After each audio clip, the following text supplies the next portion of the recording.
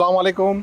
आज हमारी खुसूसी मुलाकात होने जा रही है एमबीटी के एक ऐसे लीडर जिनको इस वक्त जो है सारा देश जानता है और पहचानता है।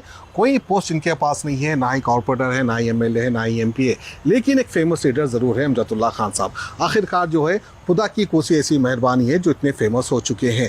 अब मैं अमजदुल्ला खान साहब के पास आया हूँ क्योंकि मुझे मुबैना तौर पर यह मालूम हुआ है कि अमजदुल्ला खान के पास काफ़ी दौलत आ चुकी है। अब सोच रहा हूँ कि करोड़ 2 करोड़ मैं भी मांग लूँ, क्या आप मुझे देंगे करोड़ 2 करोड़? अल्लाह अगर मेरे को दिया तो आधा दे दे, तो करोड़ 2 करोड़ भी नहीं। नहीं, क्योंकि शहर हैदराबाद में, ख़ासकर पुराने शहर में जो है ये बात आम हो चुकी है कि अमजदुल्ला खान साहब को कहीं से, अब कहीं से मतलब आप समझ सकते हैं, कहीं ना कहीं से इनको 5.5 करोड़ रुपए आए हैं या 10 करोड़ रुपए आए हैं। क्यों? इसलिए जो है अमजदुल्ला खान एमपी का इलेक्शन नहीं लड़े हैं, क्योंकि एमएलए इलेक्शन में एक बम्पर ज़बरदस्त टक्कर देने के बाद चंद वोटों से, यानी सिर्फ 800 वोटों से इलेक्शन हार चुके थे। लेकिन एमपी इलेक्शन में ये खड़ने वाले थे, लेकिन शायद उसके पीछे क्या वजूहत है, वो वजूहत अमजदुल्ला खान ही बताएंगे। क्या इसकी वजूहत पैसा है, या तो इसकी वजूहत एक कौम परस्ती है, या तो इसकी वजूहत मुसलमानों की भलाई के लिए आपने इलेक्शन नहीं लड़ा? क्या ये वजह भी हो सकती है? उसका जवाब दे सकते हैं सर? बहुत अच्छा सवाल करे आप। कई दिन से जो है सोशल मीडिया पे ये सवाल घूम रहा है और कई लोग सोशल मीडिया पे जाने अनजाने ऐसे दीवाने पोस्टां डाल रहे हैं कि एमबीटी अमजदुल्ला खान 5 करोड़ ले लिया, अमजदुल्ला खान 10 करोड़ ले लिया। तो मैं ये बोलना चाह रहा हूँ कि अगर मैं इलेक्शन लड़ता तो बीजेपी से पैसे ले लिया मैं, अगर मैं इलेक्शन नहीं लड़ा तो एमआईएम से पैसे ले लिया मैं। अच्छा, तो आप मेरी तारीफ करिए कि शहर के गुंडों से मैं मामूल ले रहा हूँ मैं। तो खैर बहरहाल इल्ज़ामात लगते रहते हैं, हक़ाइक़ कुछ और रहती है। आपको भी मालूम है कि अमजदुल्ला खान जो है बिकाऊ माल नहीं है।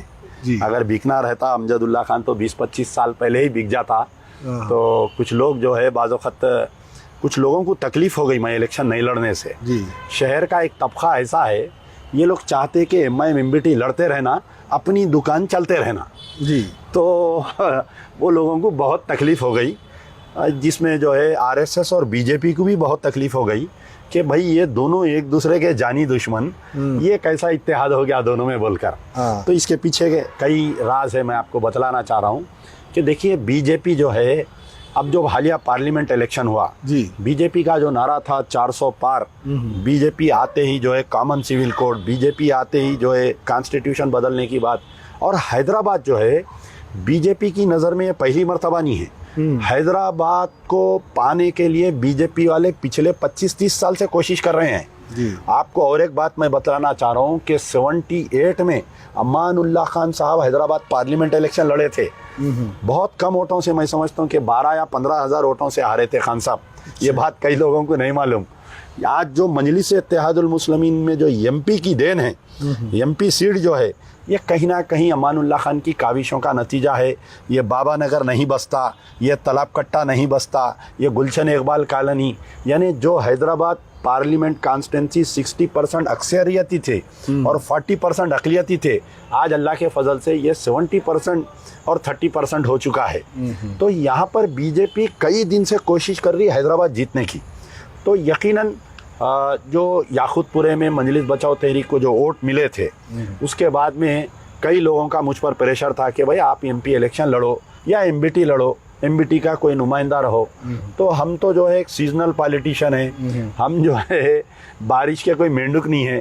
तो इलेक्शन रहो या ना रहो, आप खुद देख सकते कि हम 24 घंटे अवाम में रहते, काम करते, प्रजा दरबार के द्वारा काम करते। तो ये असेंबली इलेक्शन के बाद से मैं मुसलसल पूरे 7 हल्के घूम रहा था और बहुत रिस्पॉन्स आ रहा था मेरे को। लेकिन यहाँ पर क्या हुआ, ये हम दोनों का झगड़ा देख के अचानक बीजेपी स्ट्रांग होने लगी। एक माधवी बोल के एक लेडी कैंडिडेट को डाले वो लोग, माधवी लता, और वो आने के बाद से उनके कुछ ऐसे एक्शन, अमित शाह यानी नॉमिनेशन से पहले अमित शाह 2-3 बार हैदराबाद आके गया। बहरहाल कहीं ना कहीं ऐसा महसूस हो रहा था कि BJP is help bound to take Hyderabad parliament बोलकर।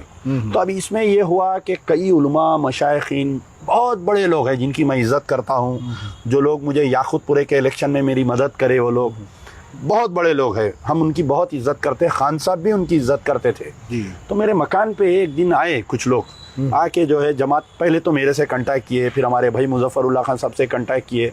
तो हम लोग फैसला छोड़े जमात के सदर पे, मजीदुल्लाह खान फरहत और हमारे जनरल सेक्रेटरी मुस्तफ़ा महमूद साहब के ऊपर, ये लोग गुफ्तगू के एक बात बोले वो लोग कि हम जो है असदुद्दीन ओवैसी से नहीं मिल रहे हैं, हम मजलिस से नहीं मिल रहे, हम आपसे इसलिए मिल रहे हैं कि अमानुल्लाह खान की औलाद हमारी बात सुनती बोल के हम आपसे मिल रहे हैं। तो उसी दिन ये फैसला किया गया, सबसे मशावरत करके फैसला किया गया कि मजलिस बचाओ तहरीक, अभी मैं यंग हूँ और एक 50 साल तक कई इलेक्शन लड़ सकता हूँ। अभी आज मैं इलेक्शन लड़ लिया, कल ज़िंदगी ख़त्म होने वाली नहीं है। तो मेरा मकसद यानी हमारा सब बैठ के एक फ़ैसला हुआ कि मजलिस बचाओ तहरीक इस मरतबा इलेक्शन नहीं लड़ेंगी। तो हम लोग वो फैसले के ऊपर नहीं लड़े, इसलिए बहुत अच्छी उसके बात। बाद में सुनिए आप, तो उसके बाद में क्या हुआ, जैसा ही ये ऐलान आया अवाम में जो है एक बहुत बड़ा मैसेज गया। यानी कल तक हमारे को लोग बीजेपी का एजेंट बोलते थे, कई लोग हमारे को फलाना बहरहाल बहुत सारे चीज़ें बोलते हैं। सियासत एक ऐसी गंदी चीज़ है कि आप जो है किसको भी शरीफ आदमी को लाए तो उसके ऊपर इल्ज़ामत लग जाते हैं उस पर। बिल्कुल सही बात। अब इसमें यह हुआ कि एक तबका ऐसा है शहर में कि ये चाहता कि ये दोनों लड़ते रहना, एमआईएम एमबीटी, अपनी दुकान चलते रहना। तो वो दुकान बंद हो गई उनकी। अब वो लोग परेशान हो गए। कई मजलिस के कारकुन एमबीटी लड़ने की वजह से एक पोलिंग बूथ पे 50,000 रुपए दे रहे थे एमआईएम वाले, वो रेट कम हो गया। पुलिस वालों को पैसे मिल रहे थे, एक एक नाके को 50-50 लाख रुपए मिलने वाले थे, वो जीरो पे आउट हो गए वो लोग। जो असदुद्दीन ओवैसी को 100 करोड़ से ज्यादा खर्चा आता था अगर मैं लड़ा तो, मैं ज्यादा मेहनत करने की जरूरत नहीं थी, मैं खाली नॉमिनेशन डाल के सोशल मीडिया पे इलेक्शन अगर लड़ो, मैं याकूतपुरे का जो इनकलाब है, याकूतपुरे से डबल जो है बहादुरपुरे में आता था, बहादुरपुरे का इनकलाब मलकपेट में आता था। गिरती मरती हालत में अमजदुल्ला खां 1.5 से पौने 2 लाख वोट लेता था। अगर मैं असदुद्दीन ओवैसी या मजलिस के कैंडिडेट की हार की वजह मैं बन जाता और एक बार अगर बीजेपी यहाँ कदम जमा लेती हैदराबाद में, तो फिर जिंदगी भर हम वो बीजेपी से वापस नहीं ले सकते थे। आप देखिए बाजू सिकंदराबाद मिसाल है, आप देखिए तेलंगाना में बीजेपी 8 सीट लाई, तो हमारी जो दूरअंदेशी का फैसला था तो ये फैसला हुआ। कई लोग ये सोच रहे थे कि भाई मजलिस के उम्मीदवार या मजलिस इत्तेहादुल मुस्लिमीन के लोग आपका शुक्रिया अदा करेंगे या हो सकता, तो मुझे तो उम्मीद नहीं थी, कई लोग बोल रहे थे।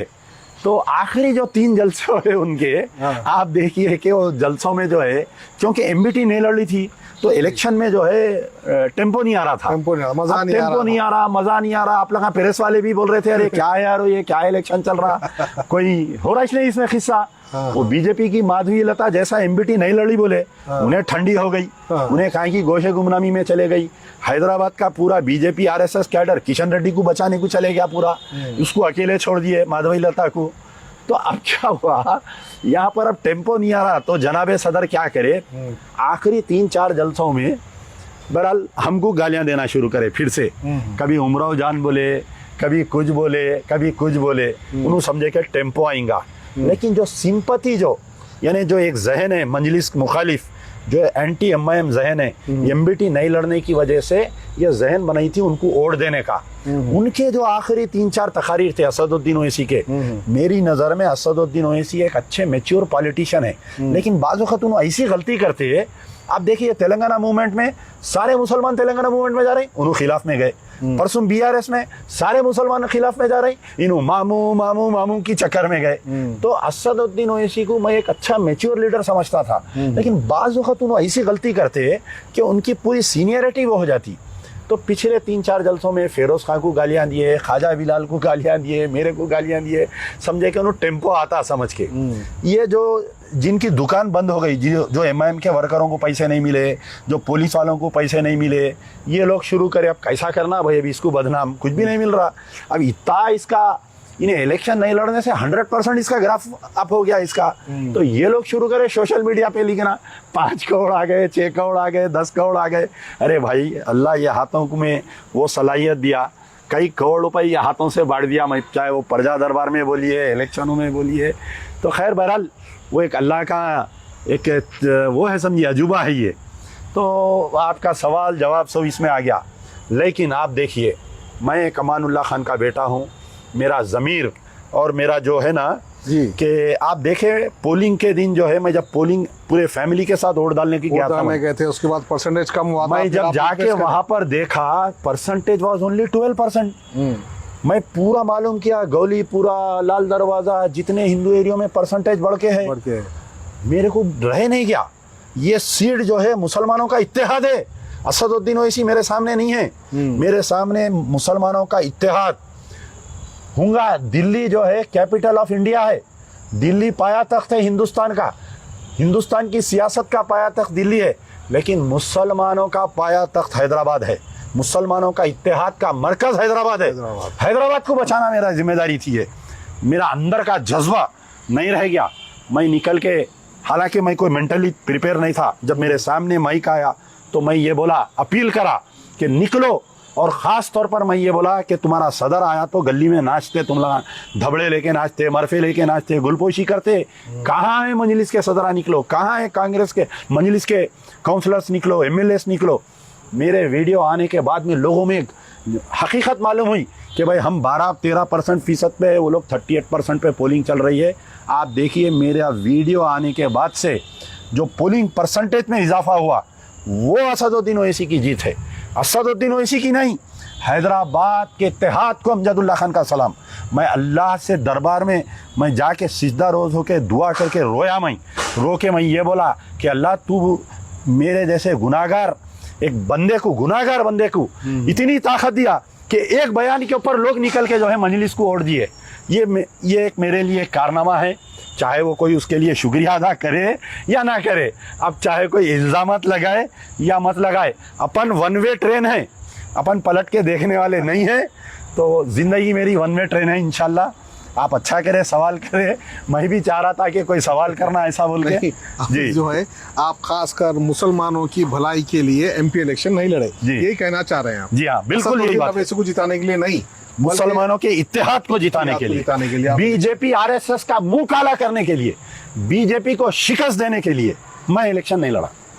अब आने वाले कॉर्पोरेट इलेक्शन में अमजदुल्ला खान का कैसा रुझान रहेगा, किस तरह की कैंपेनिंग रहेंगी और कितने सीट आने का अंदेशा है? नहीं, अब आप देखिए, अभी कारपोरेशन को 6 महीने का टाइम है जी। इसके बाद में रीऑर्गेनाइजेशन होगा और फिर उसके बाद में रिजर्वेशन की होंगी। तो कारपोरेशन 1-2 दिन में होने वाले नहीं है, इट में गो फॉर और 1-2 साल का वक्त है। अलबत्ता जो तेलंगाना में जो बल्दियात के इंतखाबात है तो हम कई डिस्ट्रिक्ट्स में स्ट्रांग है, हम निज़ामाबाद में स्ट्रांग है, हम और कई डिस्ट्रिक्ट्स है, तो उस पर हमारा वर्कआउट चल रहा है। ग्रेटर हैदराबाद म्यूनसिपल कॉरपोरेशन के 2 साल तक इलेक्शन होने वाले नहीं है, क्योंकि उनका टर्म 6 महीने खत्म होगा। उसके बाद में स्पेशल ऑफिसर आएगा, उसके बाद में रीऑर्गेनाइजेशन, समझे ना आप, नए कॉन्स्टिट्यूंसीज बनेंगे, फिर नया BC SC ST रिजर्वेशन होगा, उसके बाद में कोई ना कोई कोर्ट को जाएगा। बल्दिया इंतखाबात में जो है आप ये कह रहे हैं कि बल्दियात बोलिए, बल्दियात बहरहाल जो भी है बल्दियात, उसमें जो है आपका एक मजबूत कैडर है, आप ये बराबर लड़ेंगे। आप देखिए, लेकिन मैं आपसे ये पूछना चाहूंगा कि जैसा कि अब कांग्रेस की हुकूमत है, कांग्रेस के कैडर में भी तकरीबन मुस्लिम लीडर्स थे, लेकिन कहीं से भी मुसलमान लीडर को हराया गया। जीतने की कोशिश करे, लेकिन कोई एक सियासी पार्टी है उनको जीतने नहीं दी। वो सियासी पार्टी का मकसद, CM रेवंत रेड्डी ने भी कहा कि वो कोई भी मुसलमान लीडर को जीतने नहीं दिए, एक MLA बनने नहीं दिए। क्या आप MPT को बनने देंगे? क्या MPT के कोई बल्दिया से इलेक्शन जीत पाएंगे, या कॉर्पोरेटर बनेंगे, या जो है काउंसिलर बनेंगे, या नहीं बनेंगे? इसके बारे में आप कहना क्या? नहीं, आप देखिए, इलेक्शन की हार जीत अल्लाह के हाथ होती है। अगर बंदों के हाथ में रहती तो हमारे कत्लेआम हो जाता हमारा जी। तो इलेक्शन की हार जीत जो है अल्लाह के हाथ है। इंशाल्लाह हम कोशिश करेंगे बराबर, इर्रेस्पेक्टिव ऑफ साबिक़ा में हमारे साथ में क्या हुआ क्या नहीं हुआ वो सब छोड़ दीजिए। सियासी जमात है, इलेक्शन लड़ना हमारी जिम्मेदारी है। शादी कर रही तो वलीमा करना भी ज़रूरी है। चलिए, वलीमे का इंतजार रहेगा इंशाल्लाह। बहुत बहुत शुक्रिया अब्दुल्ला खान साहब से बात करने के लिए। जज़ाकल्लाह। कहीं आप भी इंपोर्टेड ड्राई फ्रूट्स और स्पाइसेस के नाम पर डुप्लीकेट चीज तो नहीं खा रहे हैं? कई बरसों से शहर हैदराबाद की आवाम का भरोसा सफा dry fruits and spices. Best quality imported dry fruits और स्पाइसेस आपके घर तक पहुंचाने की जिम्मेदारी हमारी। नंबर 1 क्वालिटी के प्रोडक्ट्स इस्तेमाल करिए, तभी तो आपके खानों में बरकरार रहेगा हैदराबाद का निजामी जायका। हैदराबाद के तारीखी चार मीनार के शाहगंज में मौजूद सफा ड्राई फ्रूट्स एंड स्पाइसेस अब ऑल ओवर इंडिया दे रहा है होम डिलीवरी अपने कस्टमर्स को। तो स्क्रीन पर दिए गए नंबर्स पर तुरंत ही कांटेक्ट करें या विजिट करें हमारी वेबसाइट safadryfruitsandsspices.com ताकि आपके घर तक पहुंच सके असली ड्राई फ्रूट्स और स्पाइसेस।